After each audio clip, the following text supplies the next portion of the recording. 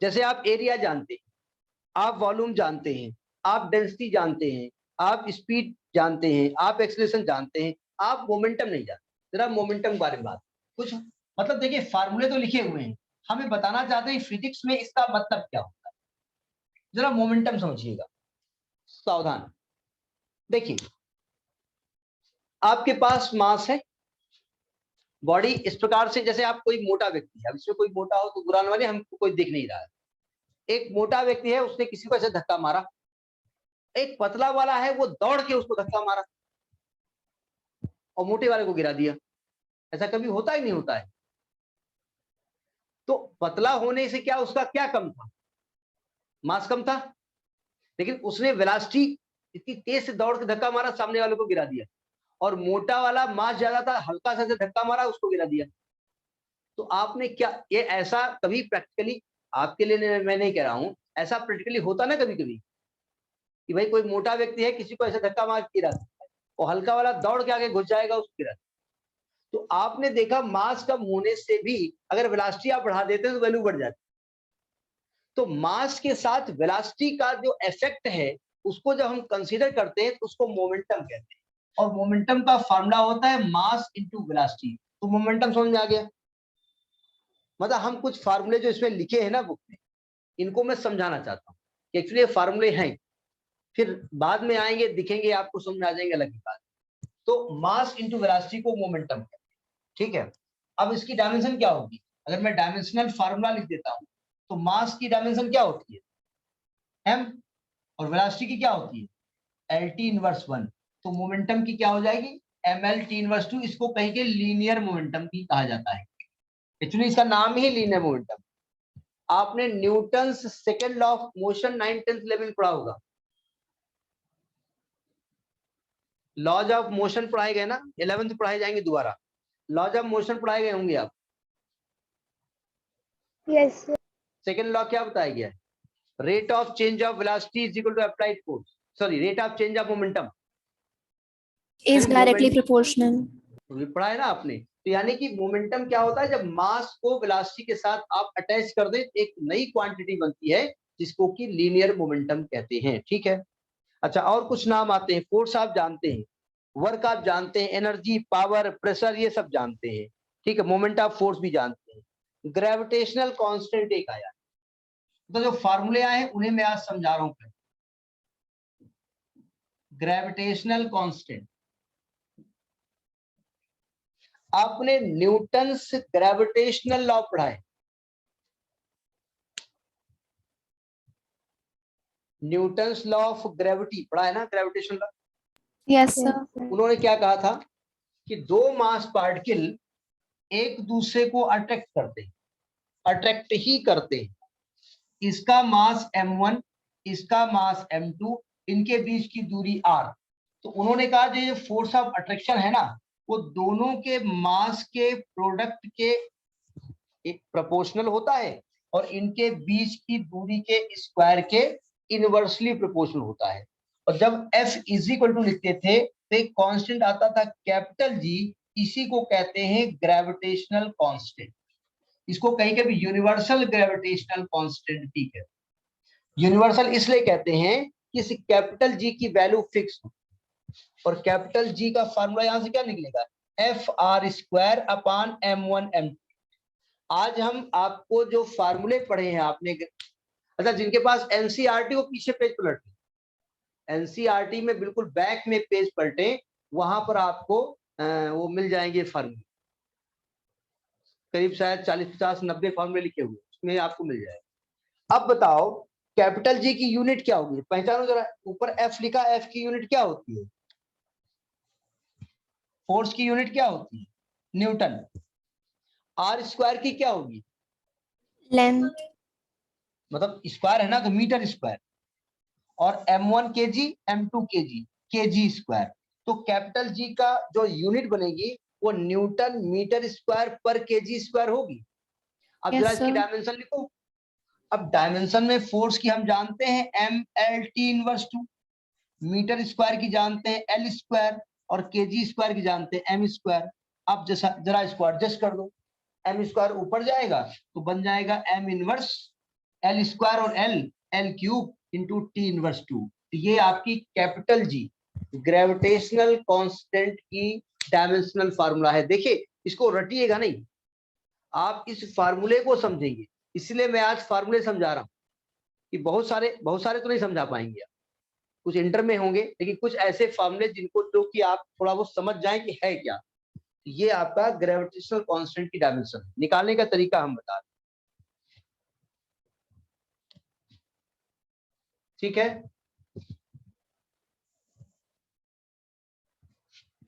अच्छा,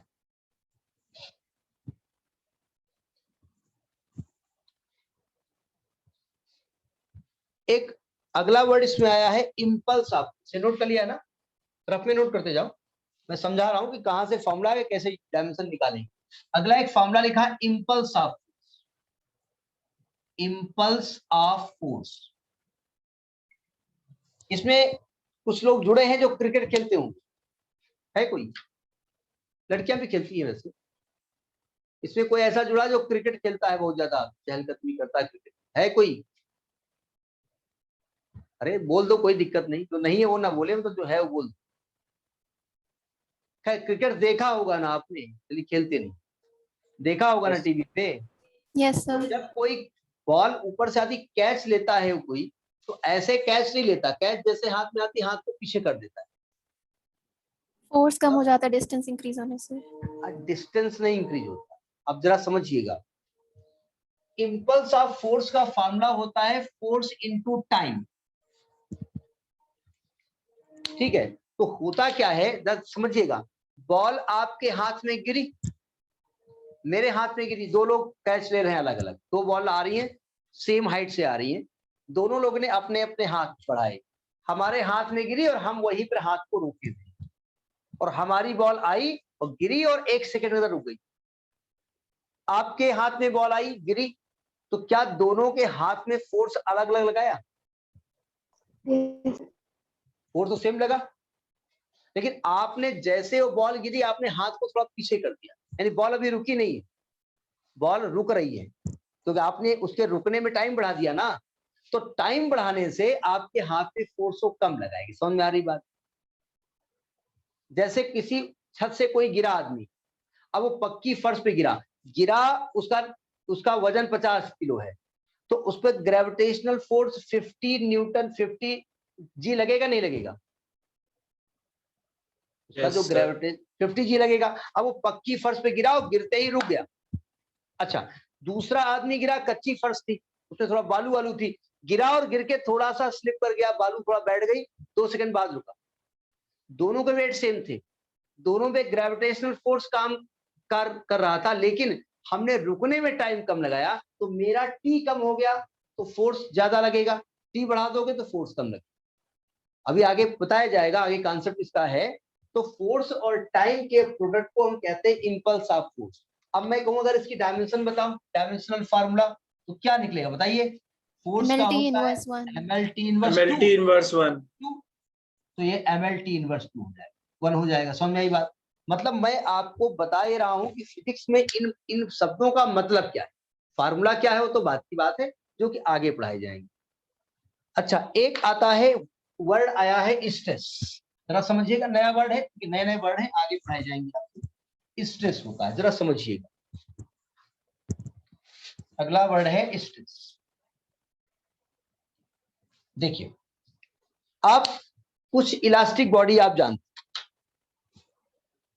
एक रबड़ लिया आपने इलास्टिक, और आपने उसको खींचा, तो जब रबड़ को खींचते हो और जैसे छोड़ते हो, रबड़ फिर अपनी पुरानी पोजीशन में लौट आती है,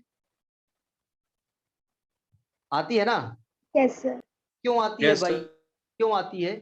क्योंकि उसका एक कैरेक्टर है कि जब हम उसकी लंबाई बढ़ाते हैं तो हमारे द्वारा बढ़ाई गई लंबाई को अपोज करता है, और उसके अंदर से एक फोर्स एक्ट करता है जो उसको दोबारा वापस अपनी पोजीशन पे ले आता है। समझ में आ गई बात? अब देखिए हम क्या कर रहे हैं, हम उसमें फोर्स लगा करके उसका फॉर्म चेंज कर रहे हैं, तो हमारे फोर्स का नाम है डिफॉर्मिंग। क्या नाम है? आप इसको फेयर में मत लिखिएगा, हम केवल आपको आज बता रहे हैं कि बहुत सारे जो फार्मूले लिखे हैं इनका फिजिक्स में मतलब क्या होता है। चलिए याद तो करना पड़ेगा। हम क्या कर रहे हैं, उस रबड़ को खींच रहे हैं, हम रबड़ का फॉर्म चेंज कर रहे हैं, तो हम जो फोर्स लगा रहे हैं उसको कहेंगे डीफॉर्मिंग। अच्छा, रबड़ क्या कर रही है, हमारे फोर्स को अपोज कर रही है।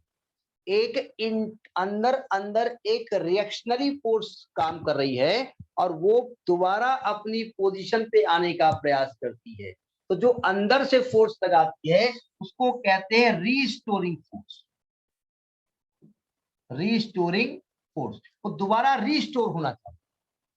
तो देखिए, जो फोर्स हम अप्लाई करते हैं पर यूनिट एरिया, इसका नाम प्रेशर होता है। Yes sir. लेकिन जो internal force per unit area होता है उसी को स्ट्रेस कहते हैं।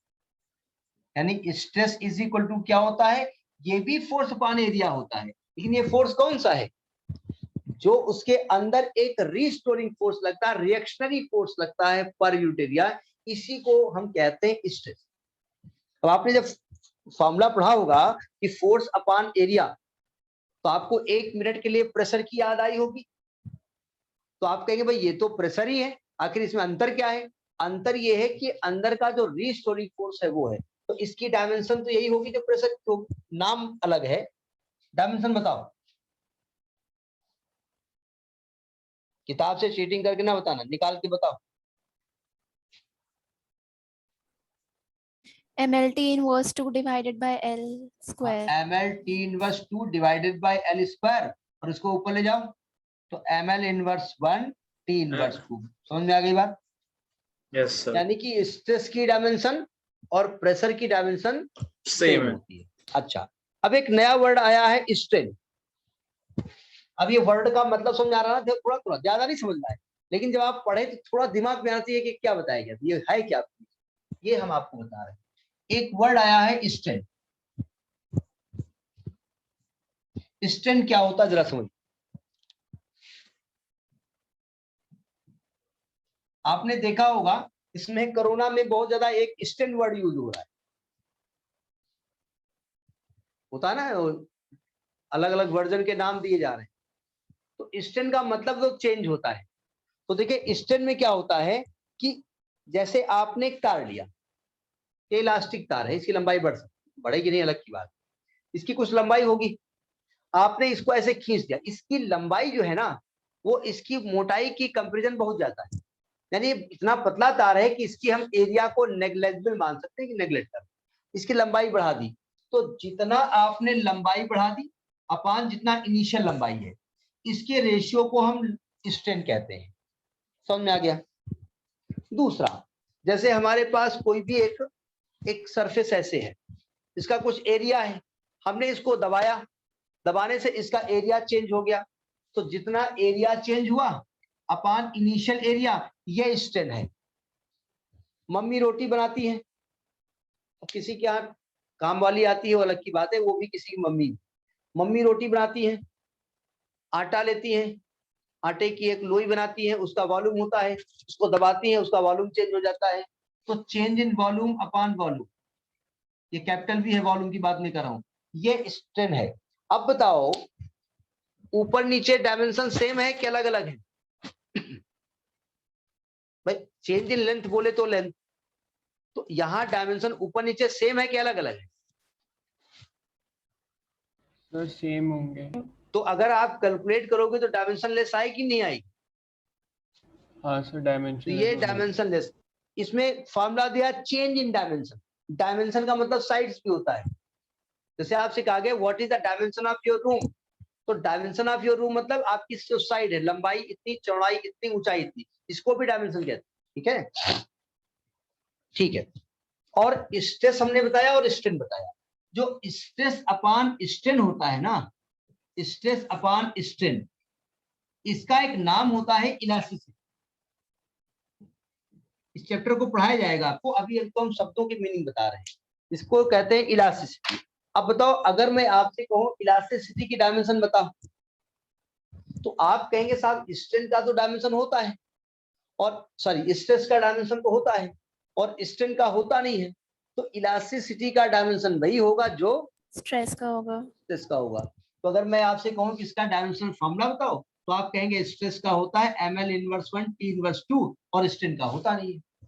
ये याद करने का तरीका है, ठीक है, वो तो फॉर्मूला याद कर लो, अच्छी बात है, ठीक है। अब एक वर्ड आया है सरफेस टेंशन, बुक सबके सामने है ना, जिनके पास SL अरोड़ा नहीं है वो जो है आपकी, एक सेकंड जरा,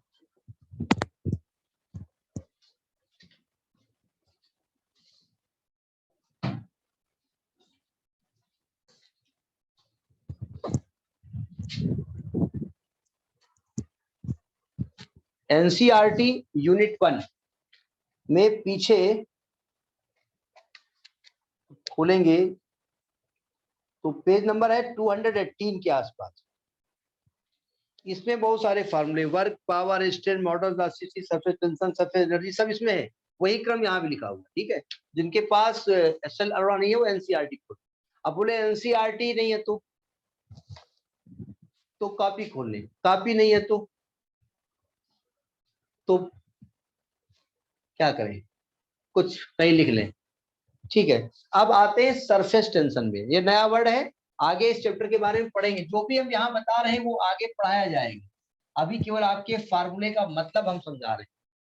सरफेस टेंशन,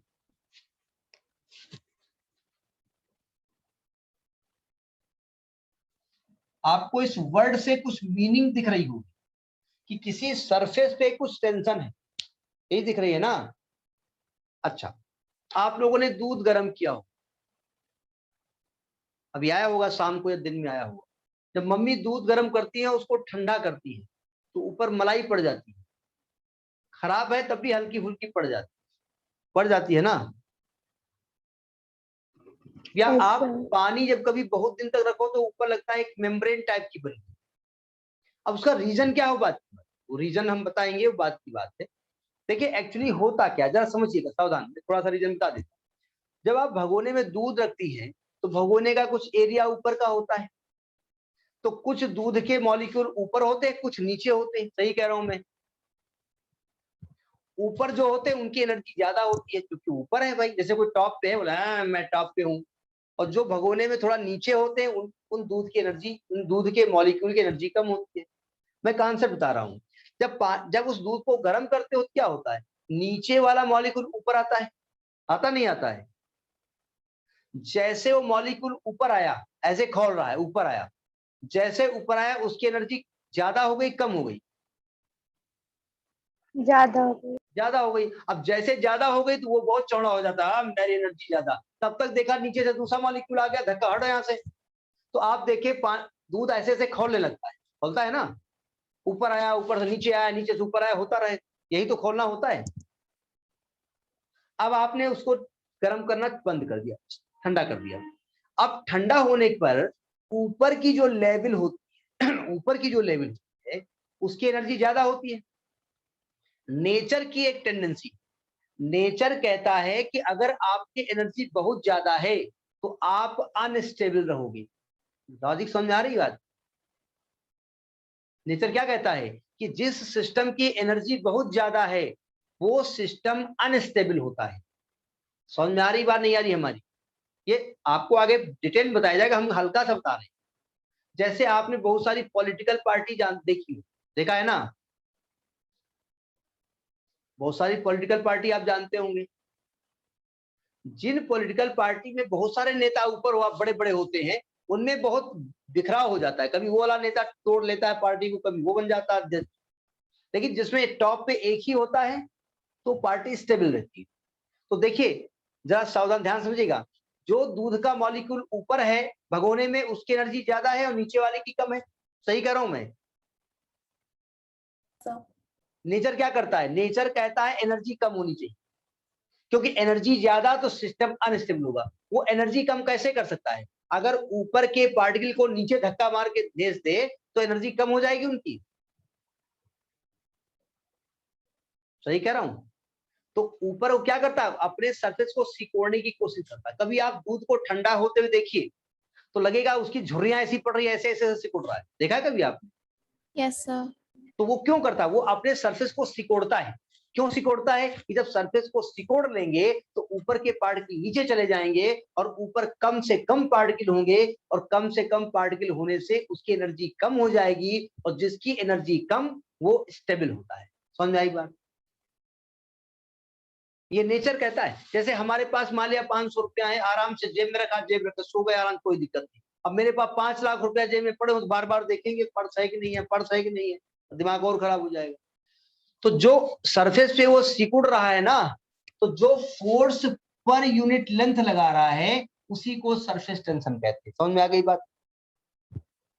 तो आपको इतना डिटेल में याद नहीं करना है, केवल हम इस शब्द का मतलब आपको बता रहे हैं। तो सरफेस टेंशन क्या होता है? Force per unit length. ठीक है, इसकी डायमेंशन लिखो, MLT इनवर्स 2/L। डायमेंशन क्या आएगी?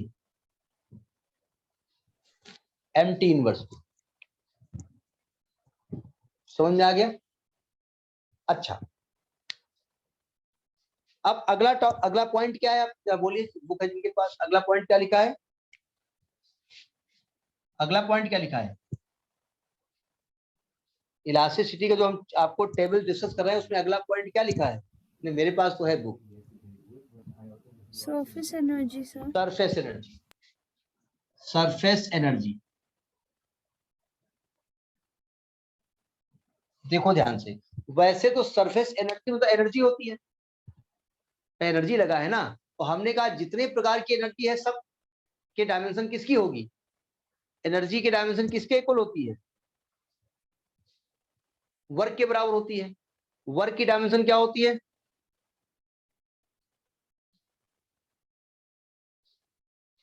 वर्क की डायमेंशन बताओ। जूल। नहीं, हम एनर्जी की डायमेंशन की बात कर रहे हैं, मैं डायमेंशनल फार्मूले की बात कर रहा हूं, मैं यूनिट की बात नहीं कर रहा। ML2T-2। ML2 नहीं बोला तुम, ML² T इनवर्स 2। पावर को या तो 2 पावर बोलिए या तो इनवर्स, आपकी कोई दिक्कत नहीं है, हम समझ जाएंगे। लेकिन अगर कोई आपसे पूछ रहा है तो आप उसको करेक्ट करें, ठीक है? अब जरा सुनिए, हमने कहा सरफेस एनर्जी, आपको एक भाई एनर्जी ही तो होगी इसमें, तो डायमेंशन ही होगी। लेकिन अभी थोड़ी देर पहले हमने क्या कहा कि सरफेस पे जो मॉलिक्यूल हैं उनकी एनर्जी को सरफेस एनर्जी कहते हैं। यही तो हम कह रहे हैं, यही कह रहे हैं ना। लेकिन सरफेस क्या कर रहा है? सरफेस अपने आप को सिकोड़ने की कोशिश करता है। बोले अरे अंदर जाओ भाई, यानी कि उस वो एनर्जी डिपेंड करता है एरिया पर। तो एनर्जी अपॉन एरिया यानी वर्क अपॉन एरिया, यानी जो सरफेस पर यूनिट एरिया में वर्क करता है उसको हम कहते हैं सरफेस एनर्जी। समझ आई बात? मतलब वैसे तो जो मॉलिक्यूल ऊपर आ गए उनकी एनर्जी ज्यादा, लेकिन वो डिपेंड करता है उसकी एरिया, क्योंकि सरफेस बाद में अपने एरिया को कम ज्यादा करता है। तो वर्क अपॉन एरिया को कहते हैं सरफेस एनर्जी। सर इसकी डायमेंशन निकालो, लिखो नहीं, निकालो। वर्क की अलग लिखो, एरिया की अलग लिखो और निकालो।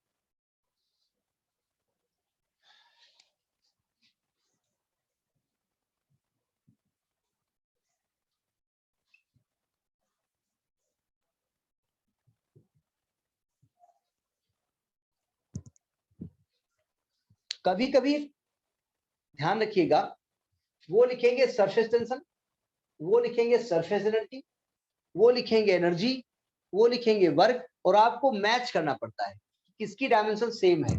Those who are having same dimension, तो आपको दिख रहा है कि सरफेस टेंशन और सरफेस एनर्जी की डायमेंशन सेम है, जब दोनों बातें अलग अलग है।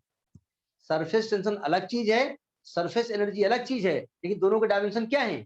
सेम है। तो अगर मैच द कॉलम हम दे दें और इधर दे दें वर्क, इधर दे दें सरफेस टेंशन, और उधर दे दें हम आपको, उधर दे दें प्रेशर, और उधर दे दें आपको एनर्जी, उधर दे दें आपको सरफेस एनर्जी, उधर दे दें आपको स्ट्रेस, और हम कहेंगे दोनों की मैच करो, तो आप जानते हैं प्रेशर की वही डायमेंशन होती है जो कि स्ट्रेस की होती है, और सरफेस टेंशन के लिए होती है जो सरफेस एनर्जी की होती है। ठीक है, समझ में आ गई बात? नए नए वर्ड है इसलिए हम समझा रहे हैं। जरा अगला वर्ड उसमें क्या लिखा हुआ है? अगला word coefficient of viscosity. Coefficient of viscosity.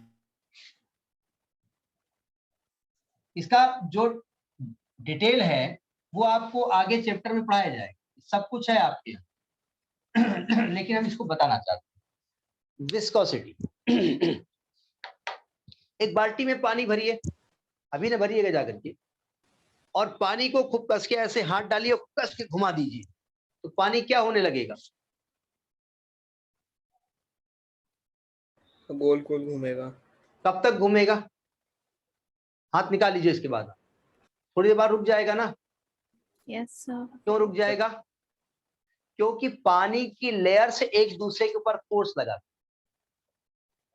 ये जो प्रॉपर्टी होती इसी को विस्कोसिटी है। समझ में आ रही बात? इसी को जैसे आपने पानी भर दिया, चलिए मैंने शहद भर दिया, किसी ने मिट्टी का तेल भर दिया, पेट्रोल भर दिया, अब कोई घुमाओगे तो कुछ घुमाओगे तो घूमेंगे ही नहीं, और घूम भी गए तो बस जैसे हाथ उठाया रुक गया। जैसे शहद भरोगे तो शहद को जैसे घुमाओगे छोड़ोगे तो रुक जाएगा 1 मिनट 1 सेकंड के अंदर। क्यों? क्योंकि उसका विस्कोसिटी ज्यादा है। पानी को घुमाओगे थोड़ा ज्यादा देर तक घूमेगा। अगर पानी खारा है, समुद्र का है, ज्यादा गाढ़ापन है, उसको घुमाओगे जल्दी रुक जाएगा। पेट्रोल को घुमाओगे देर तक घूमेगा। तो इसको हम विस्कोसिटी कहते हैं। ठीक है, इसका फॉर्मूला फोर्स इंटू डिस्टेंस पर एरिया इंटू वेलोसिटी, ये याद रखना पड़ेगा, आगे पढ़ाया जाएगा। Force into distance upon area into velocity, force into distance upon area into velocity. अब ये फॉर्मूला कहां से आया वो हम डिटेल में जाएंगे तो चैप्टर आगे दिक्कत हो जाएगी, ज्यादा आपको समझ में आ जाएगा, अभी इतने समझो। अब इसकी डायमेंशन निकालो। फोर्स की डायमेंशन क्या होती है? ml t inverse. डिस्टेंस की क्या होती है? l होती है। एरिया की क्या होती है? l स्क्वायर होती है। वेलोसिटी की क्या होती है? lt इनवर्स होती है। जरा इसको शिफ्ट करो ऊपर, देखो कितना आता है।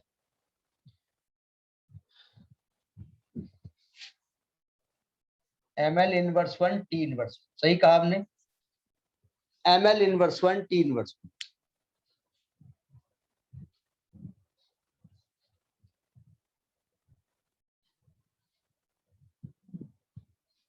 इसके बाद एंगल तो आप जानते हैं आर्क अपॉन रेडियस होता है। एंगल का फार्मूला क्या होता है? Arc upon radius. अगला जो वर्ड यहाँ पर आया हुआ है वो आया हुआ है एंगल, और एंगल का फार्मूला होता है आर्क अपॉन रेडियस। आर्क भी लंबाई है और रेडियस भी लंबाई है, ऊपर और नीचे दोनों जगह यूनिट सेम है तो अपने आप 0 हो जाएगा। ठीक है, अच्छा इसके बाद आता है एंगुलर वेलोसिटी। सबके पास बुक है ना सामने? जरा Yes, sir. वेलोसिटी की डेफिनेशन क्या होती है? यहाँ पर एंगुलर वेलोसिटी है, हम वेलोसिटी के बारे में बात करते हैं। एंगुलर वेलोसिटी, एंगुलर को भूल जाओ, एंगुलर वेलोसिटी। वेलोसिटी की डेफिनेशन क्या होती है? Displacement का in 1 second. Displacement in 1 second. देखो डिस्प्लेसमेंट 2 तरीके का होता है। आप बहुत तेज से चले एक डायरेक्शन में, ये डिस्प्लेसमेंट है। ये लीनियर डिस्प्लेसमेंट है। कैसा डिस्प्लेसमेंट है? लीनियर है, क्योंकि एक लाइन में चले। और आप ऐसे ऐसे घूम रहे हैं तो आप एक ही जगह घूम रहे नहीं घूम रहे, ऐसे उतार के घूमे नहीं तो ये टूट जाता। ऐसे घूम रहे हैं, ये भी डिस्प्लेसमेंट है कि नहीं है? लेकिन ये कैसा डिस्प्लेसमेंट? किसी एंगुलर में है ना, एंगल से घूम रहे हैं, इसी को कहते हैं angular displacement. Angular displacement upon time. और एंगुलर डिस्प्लेसमेंट एंगल पर, एंगुलर डिस्प्लेसमेंट किसी एंगल से घूमोगे ना तो एंगल अपॉन टाइम। और एंगल का यूनिट क्या होता है? कुछ नहीं होता है, ये डायमेंशनलेस क्वांटिटी होती है। तो केवल डायमेंशन क्या हो जाएगी? टी इनवर्स हो जाएगी। तो ये वर्ड एंगुलर वेलोसिटी पकड़ में आया। सर तो इधर हम वेलोसिटी में डिस्टेंस ले रहे हैं या फिर डिस्प्लेसमेंट ले रहे हैं? नहीं, तो वो तो डिस्प्लेसमेंट ही ले रहे हैं। देखो डिस्टेंस, जहां पर बात डायमेंशन की आएगी वहां डिस्प्लेसमेंट डिस्टेंस एक ही बात होती है। ठीक है, क्योंकि डायमेंशन से डायरेक्ट, हाँ बताएं। यहाँ पर लेकिन हाँ यहाँ पर यहाँ पर वेलोसिटी नहीं, हमने क्या कहा? डिस्प्लेसमेंट और डिस्टेंस दोनों ही दूरियां होती है, होती है ना। और डिस्प्लेसमेंट एक डायरेक्शनल प्रॉपर्टी होती है।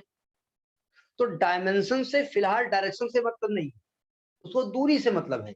वो डिस्प्लेसमेंट हो चाहे डिस्टेंस हो, दोनों को ही मीटर लिखना है, दोनों को एल लिखना है। समझ रही बात? नहीं सर, मेरा मतलब है कि एंगुलर वेलोसिटी कैसे हो सकती है, क्योंकि नहीं, वो तो स्ट्रेट ही होगी ना। नहीं, ऐसा नहीं होता। जब आप किसी सर्कल में घूमोगे तो ये वेलोसिटी आपके पास है कि नहीं है, घूम रही है, तो इसको एंगुलर कहते हैं। इसकी डायरेक्शन हम बता दें क्या होती है, आगे पढ़ाया जाएगा। देखो ध्यान, इसकी डायरेक्शन क्या होती है।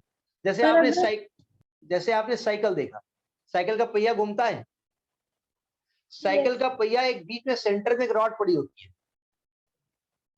तो अब जरा उसका टायर देखिए, टायर तो ऐसे घूमता है, लेकिन रॉड उसी जगह घुमा करती है, नहीं घुमा करती है। तो क्या ये मोशन में नहीं है? क्या इसके बाद वेलोसिटी नहीं है? लेकिन एक ही जगह घूम रही है, उसी को कहते हैं एंगुलर वेलोसिटी। ठीक है, अब जरा समझिए इसकी डायरेक्शन क्या होती है, इसका हम बता दें, आपको आगे पढ़ाया जाएगा। अगर कोई अपना दायां हाथ उठाइए, कोई बॉडी अगर ऐसे घूम रही है, तो जिस डायरेक्शन में आपका अंगूठा है वही उसके डायरेक्शन होगी, उसकी एंगुलर वेलोसिटी। समझ में आई बात? एंगुलर जो भी चीज है, चाहे वो एंगुलर डिस्प्लेसमेंट है, चाहे वो एंगुलर वेलोसिटी है, चाहे वो एंगुलर एक्सेलरेशन है, अगर कोई बॉडी सर्कुलर पाथ में घूम रही है, तो जिधर जा रही है उधर आपने दाएं हाथ की उंगलियों को कर्ल करिए, और जिधर आपका अंगूठा होगा वो उसकी डायरेक्शन होगी। समझ आ गई बात? अच्छा, अगला वर्ड क्या है? Moment of inertia. अगला वर्ड क्या है? Moment of inertia. जरा इस वर्ड को सुने हैं कभी, इनर्शिया को सुने हैं? Yes sir. Moment of inertia, moment अलग बात होती है, मोमेंट ऑफ इनर्शिया। जरा इनर्शिया पे आते हैं। इनर्शिया क्या होती है? फिजिक्स की भाषा में अलग बात है, फिजिक्स की भाषा में इनर्शिया क्या होती है? किसी ऑब्जेक्ट की प्रॉपर्टी, जैसे वो रेस्ट पे रहती है जब तक उसको कोई फोर्स नहीं लगता। यही होती है। अगर कोई बॉडी रेस्ट में है तो रेस्ट में रहेगी, मोशन में है तो मोशन में रहेगी, जब तक कि हम उस पर कोई फोर्स ना लगाए। यही होता है ना? यानी जो जैसी है वैसी रहना चाहती, यही कह रहा हूं ना मैं। जो बॉडी जैसी है वैसी ही रहना चाहती, सही कह रहा हूं मैं? अब जरा देखिएगा, आपको पढ़ने के लिए मम्मी को डांटना पड़ता है? नहीं, मतलब कुछ लोग बच्चे अच्छे होते, नहीं डांटना पड़ता है। जनरली पढ़ने के लिए डांटना पड़ता, नहीं पड़ता है? अभी कोई लेफ्ट हुआ है, कौन इतना सुने? ठीक है, फॉर्मूले याद कर, उसका नेट की दिक्कत हो। आपको पढ़ने के लिए डांटना पड़ता, नहीं पड़ता है?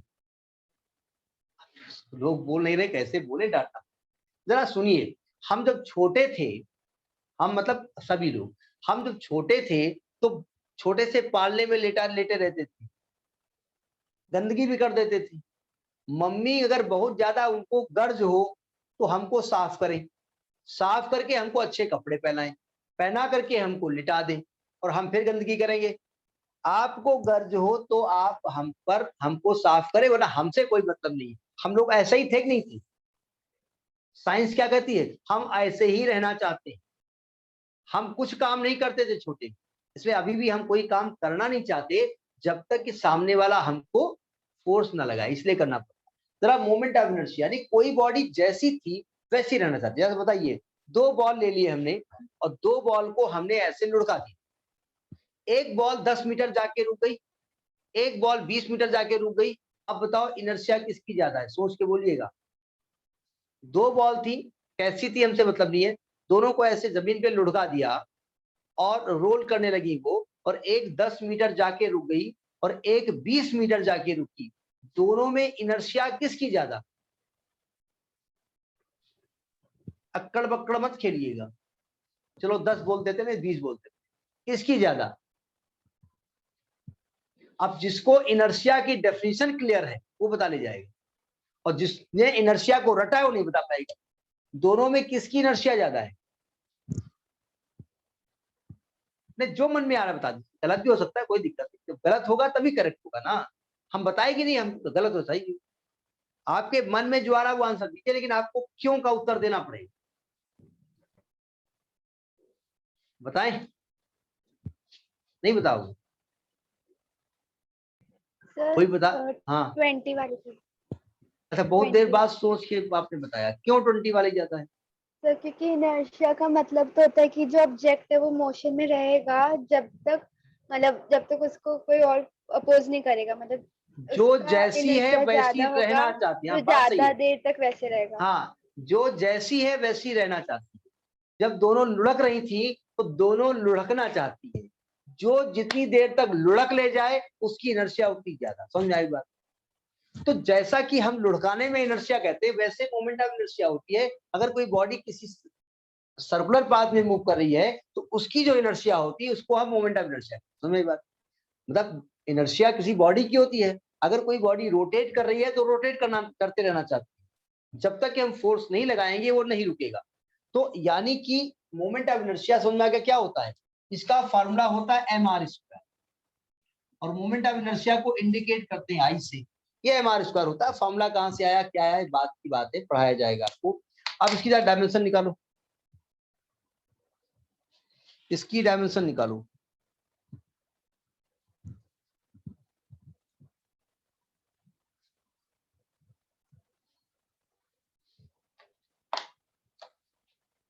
m की तो मालूम ही है क्या होता है, m, और r² की क्या हो जाएगी l²। तो आप कुछ वर्ड समझ में आ गए? बहुत सारे वर्ड हम नहीं पढ़ाएंगे, तो बहुत सारे वर्ड पढ़ाएंगे तो दिक्कत हो जाएगी। एक आध वर्ड और हम बताएंगे, क्योंकि पूरी फिजिक्स फिर पूरी थ्योरी आपको क्लियर हो जाएगी। एक यहाँ पर आया है वर्ड, ये एंगुलर मोमेंटम और टी रेशियो, ये अभी कुछ नहीं पढ़ाया जा रहा है। टाइम पीरियड, फ्रीक्वेंसी, ये सब आप जानते हैं। एक आता है वेलोसिटी ग्रेडियंट, प्रेशर ग्रेडियंट। ये एक वर्ड आया है वेलोसिटी ग्रेडियंट, वेलोसिटी ग्रेडियंट।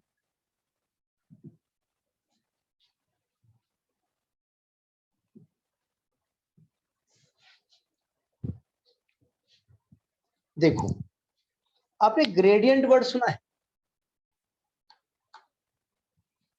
ये वर्ड कहीं मैथमेटिक्स में आपने आपकी नजर के सामने से गुजरा है? खैर, कोऑर्डिनेट पढ़ी है आपने? Yes sir. कोऑर्डिनेट में इक्वेशन ऑफ लाइन पढ़ी आप? कोऑर्डिनेट में इक्वेशन ऑफ लाइन पढ़ी आपने? लाइन में एक जगह स्लोप वर्ड यूज हुआ m। खैर छोड़िए, देखो वेलोसिटी ग्रेडियंट क्या होता है डायरेक्टली। आप कभी भी किसी तालाब में पानी अगर बह रहा हो तो ध्यान से ऊपर से देखो, तो ऊपर की लेयर की वेलोसिटी ज्यादा होगी और नीचे की लेयर की वेलोसिटी कम होती है। अगर गंगा जी कभी आप गए हो स्नान वगैरह करने, तो गंगा जी का पानी जब बहता है तो ऊपर की जो लेयर होती है उसकी ज्यादा वेलोसिटी होती है और नीचे की लेयर की वेलोसिटी कम होती है। ऐसा होता ही नहीं होता है? देखा है कभी आपने? प्रैक्टिकली आप देखें कि किसी तालाब की बात नहीं कह रहा हूं, जहां पानी बहता वहां की बात, तालाब में तो रुका रहता है। जहां किसी नदी में पानी बहता है तो पानी के ऊपर की लहर की वेलोसिटी ज्यादा होती है, उसके नीचे की लहर की वेलोसिटी कम होती है। ऐसा होता है ना? तो दूरी के साथ जो चीज चेंज होती है, दूरी के साथ जो चीज चेंज होती है उसको उसका ग्रेडियंट कहते हैं।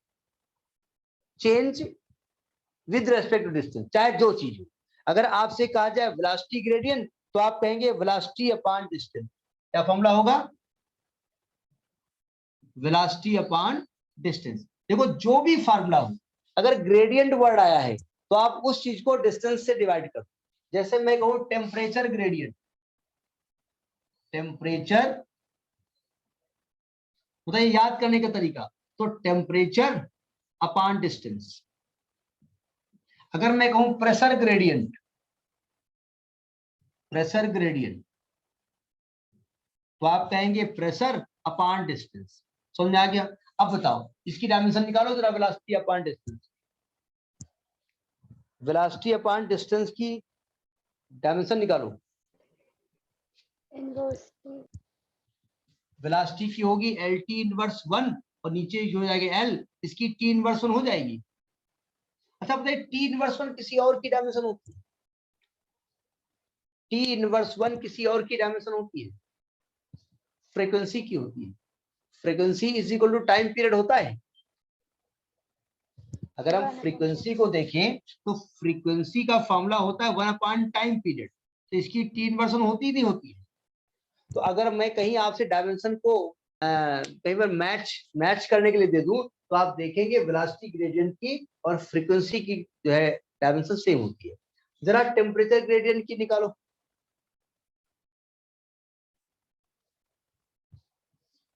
टेम्परेचर ग्रेडियंट,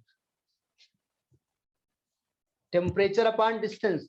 टेम्परेचर एक फंडामेंटल क्वांटिटी है, इसकी यूनिट क्या होती है? केल्विन। केल्विन। इसको किससे इंडिकेट करते थे? इसको जो इंडिकेशन बताया था हमने ना, डिस्टेंस को एल से करेंगे, A. मास को एम, हाँ theta, theta upon T, capital T. इसका dimension sorry upon L distance है ना, इसका थीटा एल इनवर्स होता है। वैसे कहीं कहीं के लिखा, लेकिन के से इंडिकेट करेंगे नहीं, डायमेंशन में उसको थीटा से लिखा जाता है, डायमेंशन में उसको थीटा से लिखते हैं। फिर कहीं कहीं पर केल्विन को के बना देते हैं, तो आप थीटा लिख सकते हैं और के भी लिख सकते हैं, दोनों लिख सकते हैं। वैसे थीटा लिखा जाता है। इसके बाद जरा ये प्रेशर ग्रेडियंट का निकालो, प्रेशर ग्रेडियंट का निकालिए।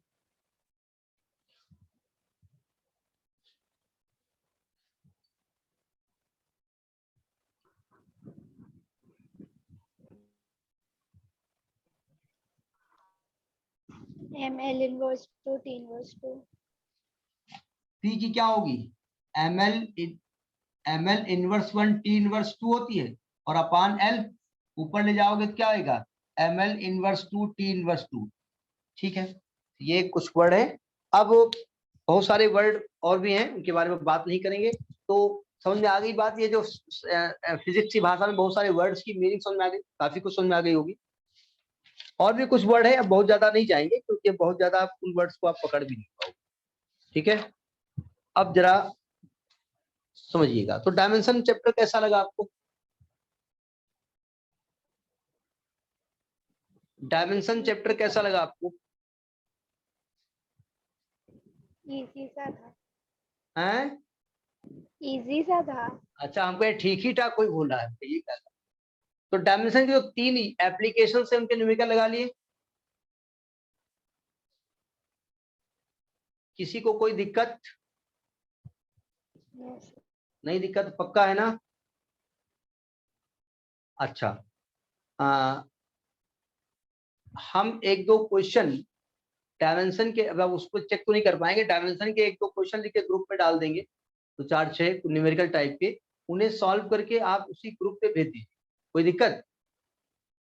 मतलब अपने हाथ से लिखेंगे, मतलब 5 क्वेश्चन हमने लिखे, 5 क्वेश्चन में आप सॉल्व करेंगे बढ़िया बढ़िया राइटिंग में, उसका पीडीएफ बनाएंगे और उसमें सेंड कर देंगे। हम उसमें चेक नहीं कर पाएंगे, टिक किससे लगाया, तो ढूंढना पड़ेगा कैसे टिक लगाए, उसको हम चेक करके आपको वापस करेंगे।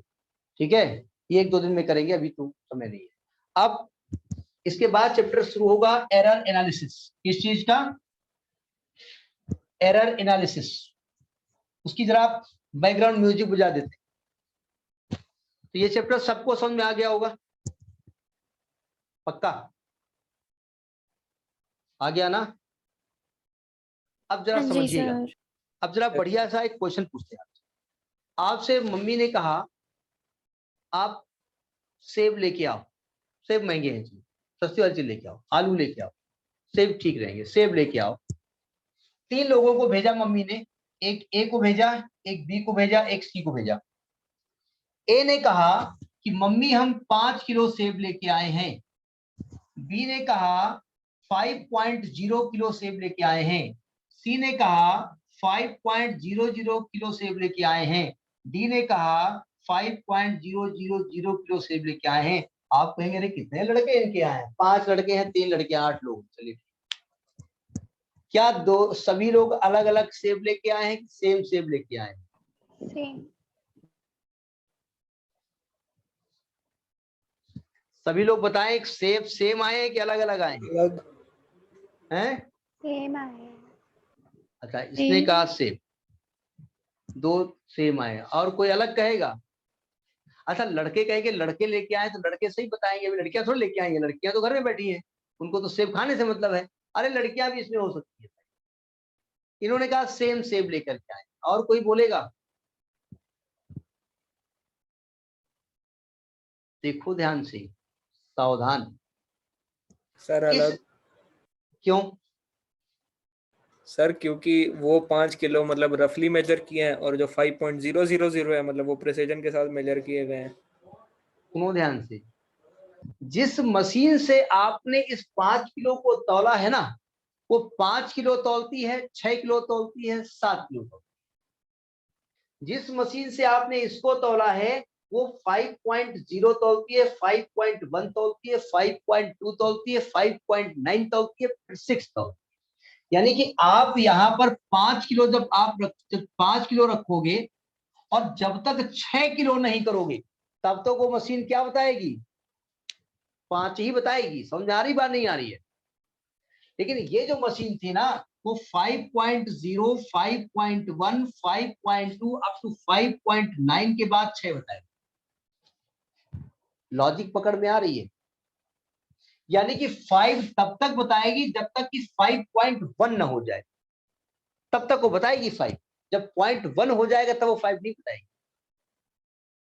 पकड़ में बात आ रही है? तो यहां पर जो मशीन है वो गलती कितने की कर रही है? 1 किलो की गलती कर रही नहीं कर रही है? यहां पे जो मशीन है वो 1 किलो की गलती कर रही नहीं कर रही है? एरर हो रही नहीं हो रही है? पॉइंट पकड़ते जाओ, फिर पकड़ में आ जाएगा। और यहां की जो मशीन है ना वो 5.0, जरा देखिए 5.01, 5.02, दो डिजिट ना लो, ये जब तक 5.1 नहीं हो जाएगा तब तक ये 5 बताएगा। यानी कि 100 ग्राम 0.1 की गलती कर रही नहीं कर रही है? यानी यहां एरर कितनी हो रही है? 0.1 की एरर हो रही है। समझ में आ रही बात? क्योंकि जब तक वो 5.1 नहीं हो जाएगा तब तक 5 ही रीडिंग करेगा। इसका तो थोड़ा बहुत ज्यादा है उसमें, तो यही एरर होता है। समझ में आ रही बात? पॉइंट समझ में आ रहा नहीं आ रहा? वो आगे हम बताएंगे। मैं तो बैकग्राउंड म्यूजिक बजता रहा हूँ, जब पिक्चर चलने पर नहीं बैकग्राउंड म्यूजिक वही हो रहा है। अच्छा, एक वर्ड आपने लीस्ट काउंट सुना होगा, सुना है कभी? लीस्ट काउंट सुना होगा, वर्नियर कैलिपर्स वगैरह। यस सर, सुना है। वर्नियर कैलिपर्स क्या होता है? लीस्ट काउंट क्या होता है? कोई भी इंस्ट्रूमेंट जितना कम से कम मिनिमम वैल्यू मेजर कर सकता है। जैसे आपके पास घड़ी है, घड़ी में आर की सुई है, मिनट की सुई है और सेकंड की सुई। तो जिस घड़ी में तीनों सुइयां हैं वो कम से कम कितना मेजर करती है? 1 सेकंड। तो उस घड़ी का लीस्ट काउंट कितना है? 1 सेकंड। जिस घड़ी में सेकंड की सुई नहीं है, आर की है और मिनट की सुई है, तो वो कम से कम 1 मिनट मेजर करेगी। वो 1 मिनट के बाद 60 सेकंड नहीं करेगी, डायरेक्ट 2 मिनट जाएगी। तो 1 मिनट से 2 मिनट के बीच में वो रीडिंग आपको नहीं देगी, या तो 1 मिनट देगी या 2 मिनट देगी। तो गलती कितने मिनट की कर रही है वो? 1 मिनट की। तो जब 2 मिनट हो जाएगा तब वो आपको रीडिंग। अच्छा, अगर किसी में मिनट की हैंड नहीं, केवल आर की हैंड है तो काय की घड़ी?